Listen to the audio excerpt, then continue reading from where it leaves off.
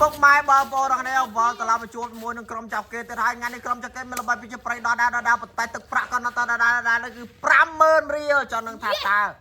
អូនមួយណាដែលថាគាត់អាចដណ្ដើមទឹកប្រាក់នេះបានតោះទាំងអស់គ្នាជួបជាមួយនឹងក្រុមចាប់គេរបស់យើងទាំងអស់គ្នាតោះ1 2 3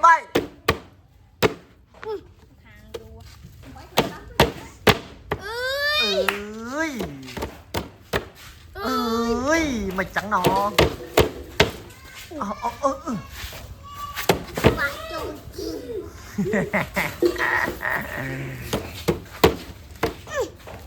អូជាតិបន្តិចអូយជាតិណាស់រកឃើញហើយអ្នកឈ្នះ 50,000 រៀលឈោមកកន្លែងសិនរកអ្នកឈ្នះ 30,000 រៀលទៀតអើយមិនតិចអើយយឺតណាស់ឥឡូវទេសុំឲ្យលឿនអូយអូខុសតែបន្តិចទេបាទនឹងបានទទួលប្រាក់ចំនួន 50,000 រៀលខំណាស់តិចអូយមិនដៃខាងទេសុំលេងមកចូលឃើញមកចាំមកលេងហើយវិញបានអូខេ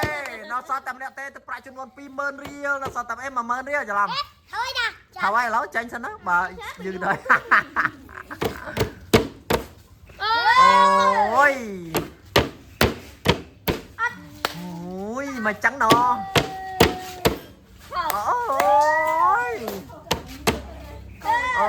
មកចឹងណសួរសោះហ្នឹង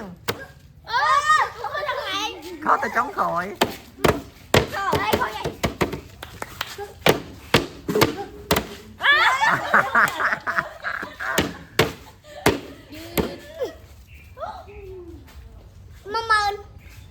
អូខេមិនត្រូវតោះចឹងរកឃើញអ្នកឈ្នះហើយគឺបានអ្នកឈ្នះចំនួនអ្នក